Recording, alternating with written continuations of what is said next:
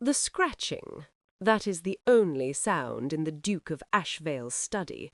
The methodical scrape of a steel-nibbed quill across vellum, each stroke precise as a surgeon's cut. Adrian does not pause, does not look up. The letter beneath his hand is a dismissal of a business proposal, written in the same clipped sentences he uses for everything, rejection as an art form. The fire has burned low. He has not called for a servant to tend it. The cold suits him. His left hand rests on the desk, fingers splayed across a map of Spain, 1809. 6 years old. The ink has faded, but he has traced the route so many times the paper has worn thin along the path from Talavera to the ambush site. His signet ring, heavy gold, the Ashvale crest worn smooth by generations, catches the firelight as he shifts his hand to dip the quill again. Scratch, scratch, scratch. The house around him is silent. Greystone Abbey has 47 rooms, 32 servants, and yet it feels like a mausoleum. He prefers it this way. Silence is predictable. Silence cannot betray. He signs his name with a flourish that is the only beautiful thing he has written all evening. Ashvale. One word, no Christian name. Titles do not need them. He sets down the quill, reaches for the stick of black sealing wax, holds it to the candle flame until it softens, drips red, no, black, onto the fold of the letter, presses his signet into the wax with the same finality as a judge's gavel. The clock on the mantel strikes 11. He does not look at it. He knows what time it is. He always knows what time it is. Control is a matter of knowing everything, always, before anyone else does. He stands, 6 feet 2 inches of ducal authority, wrapped in severe black superfine, his cravat tied in a mathematical knot that would make a lesser man weep. He moves to the window. Beyond the glass, rain lashes the Northumberland moors. Darkness, stone, permanence. This is his kingdom, and he is utterly alone in it. The door to his study opens. Adrian does not turn immediately, a deliberate choice. No one enters this room without permission, not his butler, not his steward, certainly not at 11 o'clock at night. Your Grace, a woman's voice, not the tremulous tone of a servant, not the practiced sweetness of a society lady. This voice has an edge to it, like a blade wrapped in velvet. He turns slowly, makes her wait. She stands in the doorway, rain-soaked and furious. Her cloak drips on his herbesong carpet. Her auburn hair has escaped its pins, wild round her face. Her eyes, green, he notes distantly, are fixed on him with an intensity that would make most men flinch. Adrian does not flinch. "You have entered my private study," he says, his voice modulated to Arctic politeness, "without invitation, without announcement, at an hour when all respectable women are abed. I assume you have an excellent reason, Miss Grey." She steps inside, and he notices the way her hands clench in her sodden skirts. "Theodora Grey. And I do not have time for the niceties of your world, Your Grace. My world is burning down." He remains by the window. Distance is a weapon. He wields it. "Then I suggest you send for the fire brigade. This is hardly. My aunt has stolen from me." The words come out raw, unpolished. £2,000, my father's pension, the only thing standing between me and destitution, and your man of business has called in the debt. Ah, so this is Colonel Grey's daughter. Adrian's expression does not change, but something shifts behind his eyes, a chess player recognizing a piece he'd forgotten was on the board. "Mr. Wickham is efficient," Adrian says mildly. He moves to his desk, deliberately turning his back to her. "If your aunt has committed fraud, the law will address it. I fail to see how this concerns me. It concerns you because you sit on the military pension board. Her voice rises, and he hears the desperation beneath the anger. Because you have the power to investigate, to delay, to what, Miss Grey? He does not turn around. To interfere with the legal process, to show favoritism because a young woman appears in my study, disheveled and demanding. The silence that follows is sharp enough to draw blood. When she speaks again, her voice is quieter, more dangerous. I did not come here to beg, Your Grace. I came here because I have something you want. Now he turns, slowly. His grey eyes lock onto hers. I very much doubt that. She pulls something from beneath her cloak, a leather journal, battered and water-stained. My father's campaign diary, from Spain, from 1809. Adrian's heart stops. His face does not move. I did my research, Your Grace. She takes 3 steps forward, into the circle of firelight, close enough now that he can see the freckles across her nose, the ink stains on her fingers, the way her chin lifts in defiance, even as her hands tremble. Everyone knows the Duke of Ashvale is obsessed with his brother's death. Everyone whispers about your mad investigation, and I know my father served in the same campaign. Your point, Miss Grey? My point is this. I will give you this journal. I will answer any questions you have about my father's service. I will be your witness, your source, whatever you need, if you help me. Adrian moves around the desk, not quickly, each step measured. He stops 3 feet from her, close enough to intimidate, far enough to maintain propriety. Even now, even this. He is taller than her by nearly a foot. He uses it. And if I refuse, her jaw tightens, then I burn it, and whatever secrets it holds die with my father. You would destroy your only leverage. I would destroy it before I let it be taken from me without my consent. I have had quite enough of powerful men taking what they please. A beat. The fire crackles. Rain hammers the windows. Adrian studies her, really looks at her, sees the intelligence in those eyes, the pride in her spine despite the rain-ruined gown, sees the daughter of a soldier who taught her to stand her ground. Dangerous. She is dangerous. You have no idea what you're offering, he says softly. Then enlighten me, Your Grace. He extends his hand. The journal. She does not move. Your word first. I am a duke. My word is law. Your word is wind unless I hear it spoken. Adrian almost smiles. It would have been a terrible thing to see. Very well. He lowers his hand. I will clear your aunt's debt. I will ensure you are financially secure. In return, you will give me that journal and answer every question I have about your father, completely, honestly, without reservation. And, his eyes narrow, and there's more. I can see it in your face. What else do you want, Your Grace?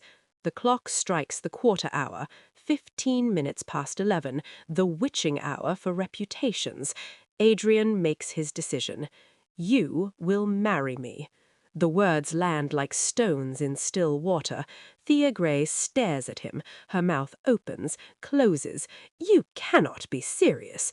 I am never anything but serious, Miss Grey. He moves to his desk, pulls out a sheet of paper, begins writing. His hand is steady. You need protection from scandal and poverty. I need a wife for appearance's sake and an heir for duty's sake. You need my name and my fortune. I need your father's secrets and your silence. It is a remarkably efficient arrangement. It's insane. It's practical. He does not look up from his writing. You came here demanding my help. I am offering it on my terms. I came here for assistance with a debt, not a proposal of marriage. And yet here we are. He finishes writing, signs it, presses his seal into the wax, holds it out to her. A special license. We will marry within the week. You will move to Greystone immediately. The Ton will gossip for precisely 1 season, and then you will be simply the Duchess of Ashvale, and no one will dare question it. She does not take the paper. What if I refuse? Then you leave my study the same way you entered it, ruined. A woman alone with a man at night, unchaperoned. Your reputation will not survive until morning. Her face goes white, then red. I have done nothing but offer you salvation, Miss Grey. Whether you take it is your choice. He sees it the moment she realizes she has no choice at all, that she walked into his trap the moment she walked through his door. She takes the paper. Her hand shakes. I will marry you, she says, each word bitten off. But I will not pretend to like it, or you. I am not asking you to. He takes the journal from her hands, finally, and the contact is brief, electric. I am asking you to survive, as am I. For a moment they stand there in the firelight, 2 people who have just bargained away their futures to ghosts and debts and desperate necessity. Welcome to Greystone Abbey, Miss Grey. I hope you are not afraid of silence. She meets his eyes. I hope you are not afraid of truth, Your Grace. The fire hisses, the rain drums on, and the die is cast. The carriage rocks. Thea grips the leather strap, keeping her body angled toward the window. Anything to avoid looking at the man across from her, her husband. The word tastes foreign in her mouth. 3 days married, and they have exchanged perhaps 3 dozen words. The wedding was efficient as an execution. No flowers, no guests beyond the required witnesses, just vows spoken in a church that smelled of old stone and older secrets. Adrian sits across from her, a wall of black superfine and absolute stillness. He has not moved in 2 hours, has not spoken. His grey eyes are fixed on papers in his lap. Her father's journal, she realizes with a jolt. He's already begun decoding it. You read quickly, she says, hating the tremor in her voice. He does not look up. A necessary skill. And do you find what you're looking for? I find questions, not answers. The carriage hits a rut. She lurches forward. His hand shoots out. Instinct catches her wrist before she can fall. The contact is brief, but she feels the calluses on his palm, the controlled strength in his grip. He releases her immediately, as if burned. Forgive me, he says, still not meeting her eyes. For what? Preventing my fall, or for the fact that you flinch when you touch me? Finally, he looks up. His gaze is sharp enough to cut. I do not flinch. You do, every time, as if I carry some contagion. Perhaps you do. The words hang in the air between them. Thea feels something hot and humiliating prick behind her eyes. She will not cry. She will not give him that. What contagion, Your Grace? Poverty? Honesty? Or simply the fact that I demand you see me as human? His jaw tightens. I see you perfectly well, Maddle.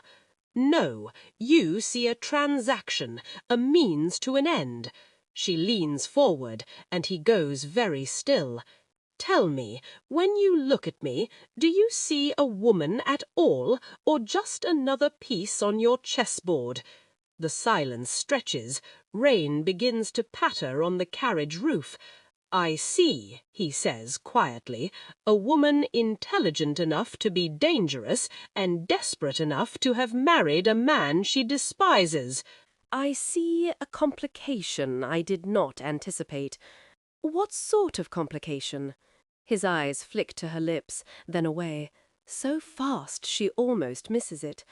The kind that makes duty difficult. Before she can respond, the carriage lurches to a stop. Through the window, Greystone Abbey looms, Gothic, grey, forbidding. "Welcome home, Your Grace," Adrian says, the title strange in his mouth. "I hope you are not easily frightened." She thinks of the way his hand trembled when he caught her wrist. "I think, husband, that I am not the one who is afraid." 1 week later. Thea cannot sleep. The Duchess's chambers are too large, too cold, too empty. She has lain awake for 3 hours listening to the house settle, the rain drum, the ghost of her old life whisper accusations. Finally, she rises, wraps herself in a dressing gown, finds her way through the dark corridors to the only place that feels like sanctuary, the library. She pushes open the door and freezes. Adrian stands at the window, his back to her. He has shed his coat, his waistcoat. His shirt is unlaced at the throat, sleeves rolled to his elbows. In the firelight, he looks younger, mortal. "I did not mean to intrude," she says. He does not turn. "You are the Duchess of Ashvale. You do not intrude. You inhabit." She steps inside, closing the door softly behind her, moves to the shelves, trailing her fingers along leather spines. "Do you always spend your nights like this, alone, staring at the dark?" I find a darkness honest. It does not pretend to be anything but what it is. "And what are you pretending to be, Your Grace?" He turns then.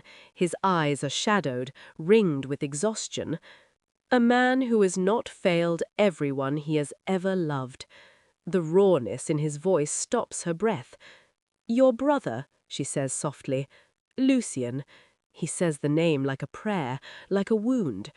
"He was 23, brilliant, idealistic, everything I was not. He believed in honor, in justice, in the fundamental goodness of men. And that belief killed him." Adrian moves to the fireplace, bracing his hands on the mantel. "He was betrayed, sold to the French by men he trusted, Englishmen, aristocrats, men who valued Napoleon's gold more than British lives." Thea's heart clenches. "My father was a pawn. I know that now." He glances at her, and she sees something new in his face, guilt. "Your father carried orders he believed legitimate. He had no idea he was being used. The journal proves it. His notes are meticulous, confused. He suspected something was wrong, but not what." She moves closer. "Then why punish me? Why marry me if you knew I was innocent?" "Because I am a coward." The words are barely audible. "Because I needed something, someone, connected to that night. And I told myself it was strategy. But the truth is simpler. I wanted someone who understood loss. Someone who would not ask me to be whole when I am irreparably broken." The distance between them is less than 3 feet now. She can see the pulse in his throat, the silver threading his dark hair. "You are not broken," she whispers. "You are grieving." There is a difference? Yes, grief ends, or it transforms. Broken things stay broken unless someone is brave enough to mend them. He looks at her then, really looks, and she sees the man beneath the ice, lonely, furious, terrified. "I do not know how to be mended." "Then perhaps," she says, her voice shaking, "we learn together." His hand lifts, hovers near her cheek, and then he jerks back as if the fireplace has burned him. "No, this is... I cannot." He turns away. "You should retire, Your Grace. It is late." The dismissal is a slap. Thea feels something in her chest crack. "Of course. Forgive me for the presumption." She flees before he can see her tears. Behind her, Adrian stands alone in the firelight, his hand still raised where he almost touched her face, and closes his eyes against the sudden, terrifying realization that his walls are crumbling. The ballroom glitters with 1,000 candles and twice as many knives. Thea stands at the top of the stairs, Adrian's hand cold and formal at her elbow, and feels every eye in the room swivel toward them, like a predator scenting blood. "Smile," Adrian murmurs, his voice for her alone. "They are looking for weakness. Then they will find none," she says through her teeth. They descend. The whispers begin immediately, a rustling wave of silk and scandal. She was a nobody. Married in secret, they say. Desperation, surely. Saw her aunt at the Modest, weeping. The Duke always was peculiar. Lady Pemberton approaches, her smile sharp as cut glass. "Your Grace, how wonderful to finally meet the new Duchess. We had quite given up hope that Ashvale would ever marry, and to such an unexpected choice." Thea feels Adrian stiffen beside her. She curves her lips into something approximating warmth. "How kind of you to say, Lady Pemberton. I confess I find the Tun's expectations as outdated as their wallpaper, but then I have always preferred substance to pattern."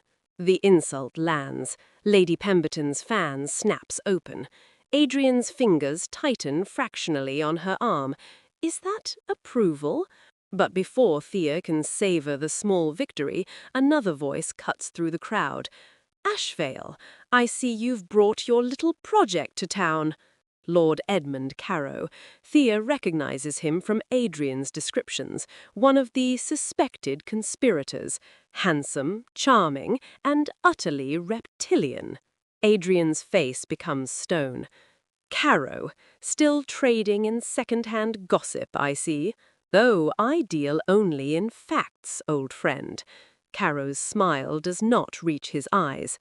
"And the fact is, all of London wonders what possessed the great Duke of Ashvale to marry a penniless nobody. Surely not affection. You're far too cold for that." The room has gone silent, watching, waiting. Thea feels the precariousness of her position. One wrong word and she becomes the scandal that destroys Adrian's carefully maintained reputation. "Perhaps," Adrian says, his voice arctic, "I married for the same reason any intelligent man marries. I found a woman whose mind matches mine. But then that would require you to value intelligence over pedigree, a concept, I fear, quite beyond your grasp." Carow's eyes narrow. "Careful, Ashvale. Your obsession with the past has made you reckless. One might wonder what secrets your new bride brings to your marriage bed. After all, her father is dead." Adrian's voice cut like a blade. "And beyond the reach of your poison. As is this conversation. Come, my dear." He guides Thea away, but not before she sees the triumph in Carow's face. They have been marked, targeted. The rest of the evening is torture, a parade of false smiles and barbed compliments, each interaction a reminder that Thea does not belong in this world. Finally, mercifully, they escape to their carriage. The moment the door closes, Adrian's mask shatters. "I should not have brought you. They will destroy you to get to me." "Then let them try," Thea says fiercely. "I am not afraid of their whispers." "You should be. The Tun is not a society. It is a machine designed to crush anything that does not conform." "Then we will break the machine." He looks at her, and she sees something desperate in his eyes. "You do not understand. Carow knows something." "He was baiting me. If he discovers the journal, if he realizes you have evidence, then we use it, we expose him, and destroy your father's name in the process. The journal proves he was the courier. Even unwittingly, he will be branded a traitor." Thea's world tilts. "No, that's not. There must be another way." "There is not. Justice or mercy, vengeance or protection. I cannot have both." Thea finds Adrian in the East Wing, the locked wing she is forbidden to enter. The door is open. Papers are scattered across a massive table, maps pinned to the walls, strings connecting names and dates like a spider's web of conspiracy. In the center, her father's journal, opened, annotated. "You have been working without me," she says from the doorway. Adrian does not turn. "I did not require assistance." Did not require or did not trust? Both. The word is a knife between her ribs. She steps inside, looking at the evidence spread before her, sees her father's name circled in red ink, sees the words "unwitting accomplice" in Adrian's precise hand. "You have already decided," she says, her voice hollow. "You are going to expose them, all of them, including my father." "I have no choice." "You have every choice." Her voice breaks. "You could walk away. You could let the dead rest. And let Lucian's murderers walk free. Let them continue to profit from their treason." He finally turns, and his face is terrible in its coldness. "No, I will not sacrifice justice for sentiment." "This is not sentiment. This is my father's memory, my name. If you do this, you destroy me along with them." "Then you will be destroyed," he says flatly. "I have spent 6 years hunting these men. I will not stop now because my wife has tender feelings." The cruelty of it steals her breath. "I am not your wife," she says, each word deliberate. "I am your tool, your transaction, and now that you have what you need, I am disposable. You knew the terms of our arrangement.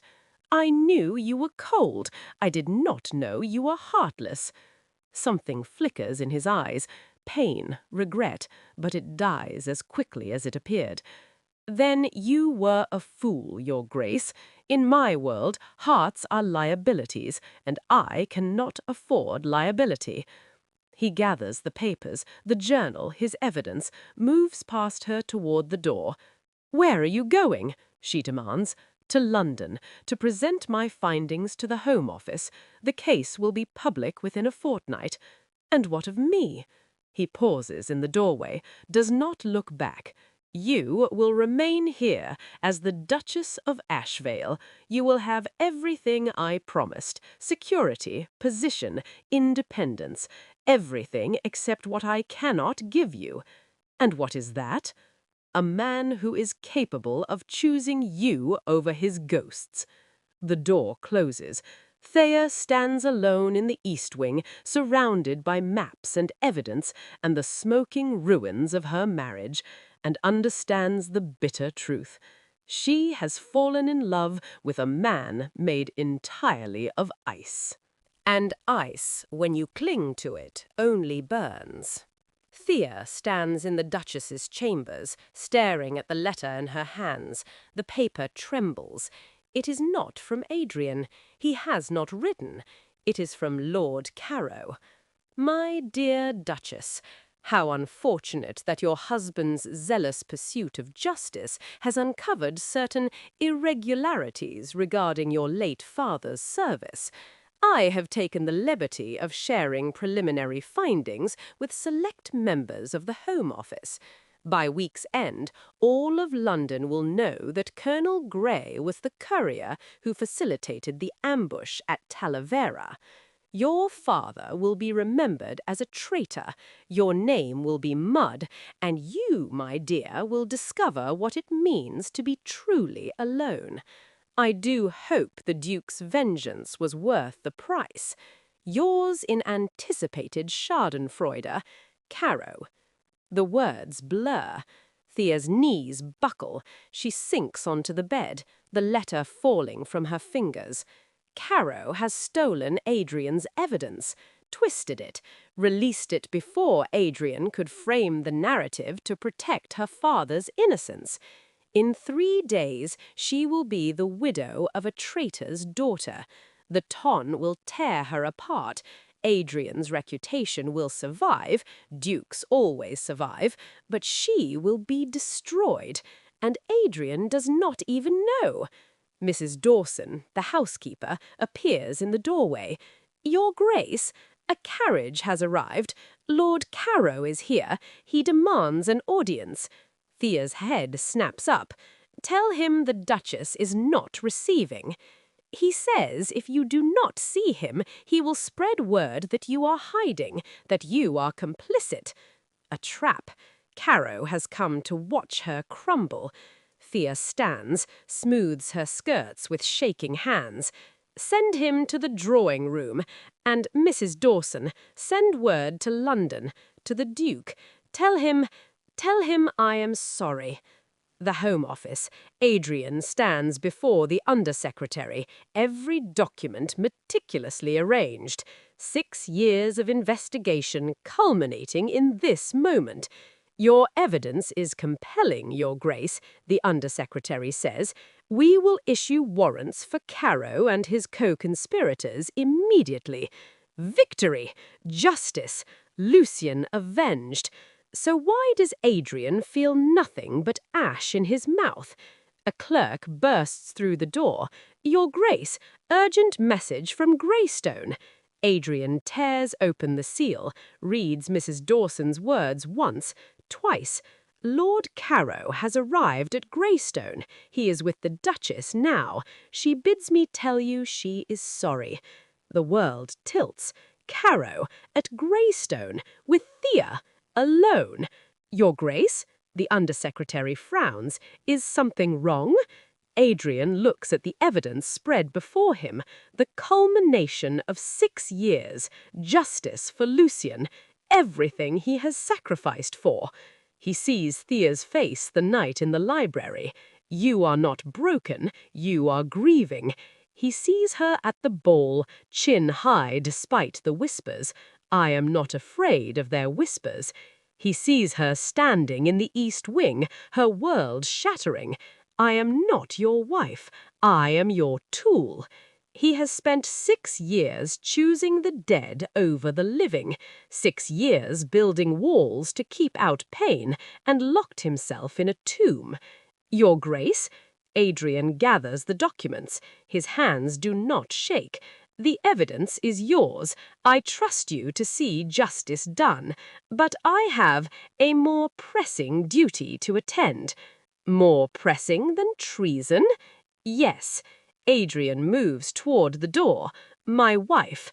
Thea sits across from Carrow, her spine rigid, her hands folded in her lap to hide their trembling. You look unwell, Your Grace, Carrow says, smiling.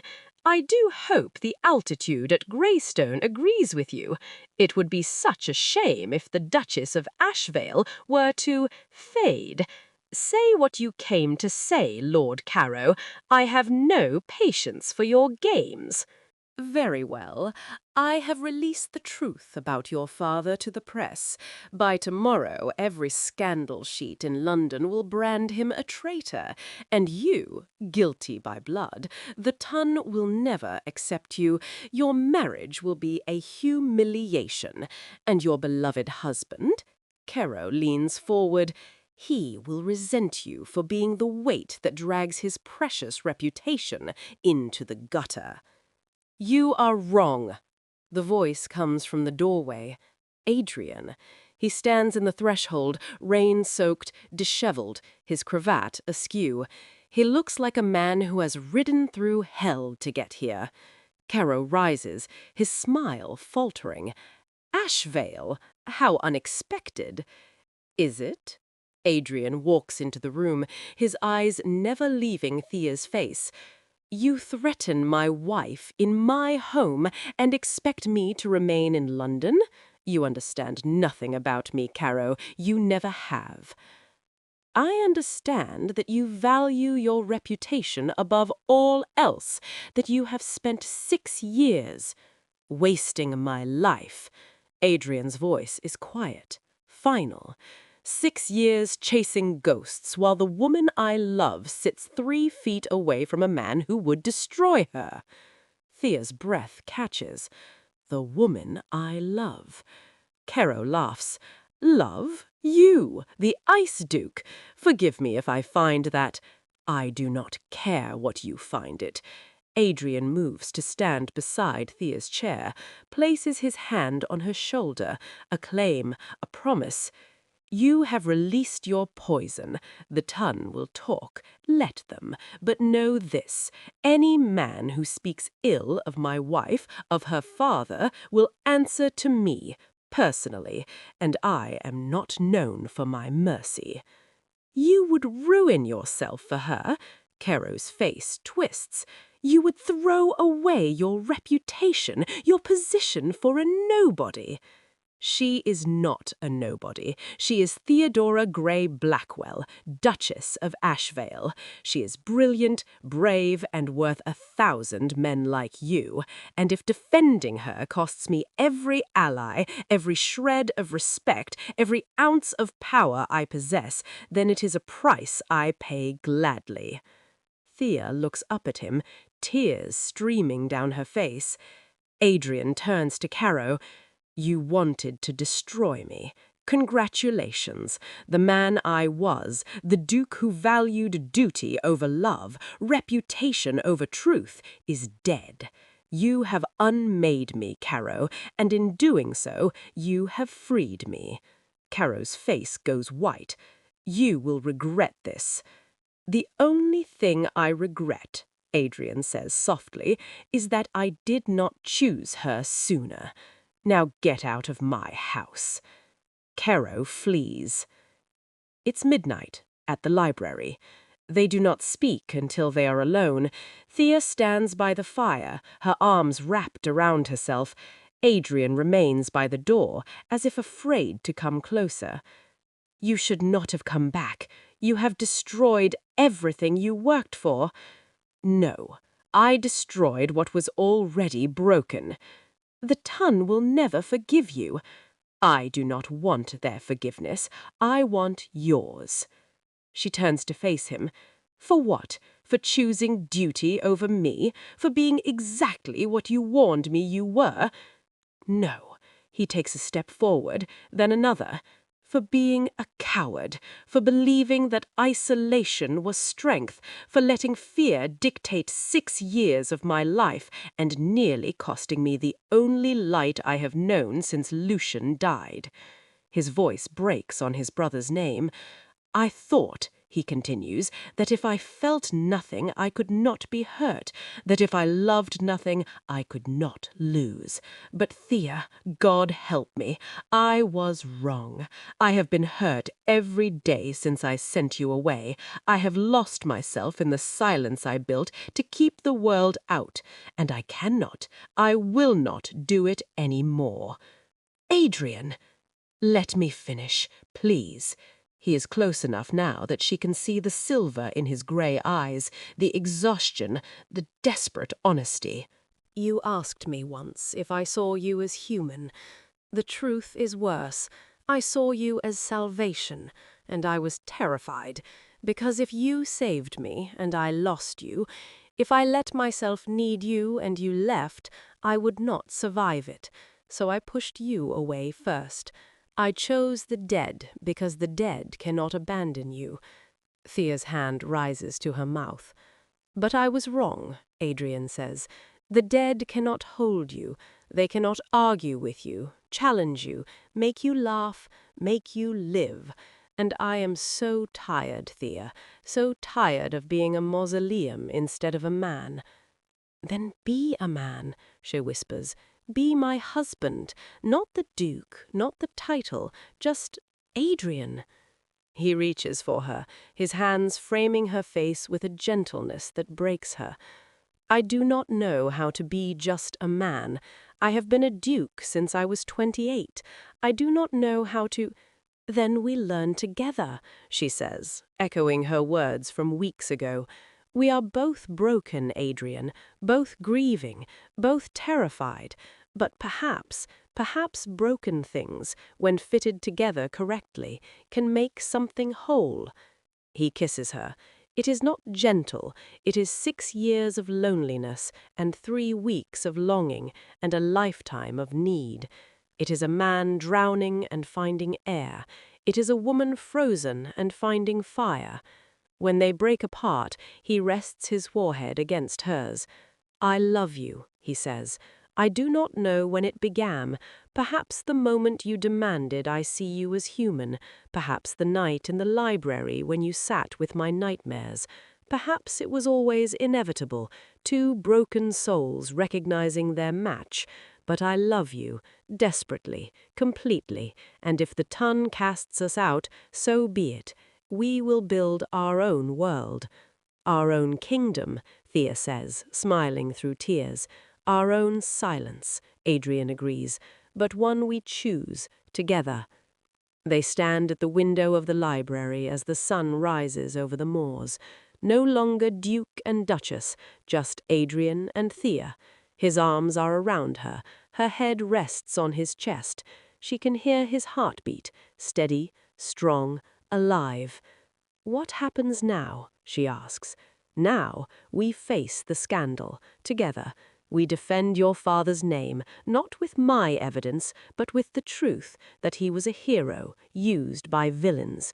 We let the ton gossip, and when they are done, and they will eventually tire, we live. Here, wherever you wish, London, Greystone, the ends of the earth. She turns in his arms. I choose here, this strange, cold fortress, because it is where we learn to be warm. He smiles, a real smile, the first she has ever seen. Then here we stay. Outside the rain has stopped. The moors are gold with morning light. Two silhouettes stand framed in the window, no longer Duke and Duchess, just Adrian and Thea. His arms are around her. Her head rests on his chest. She can hear his heartbeat, steady, strong, alive.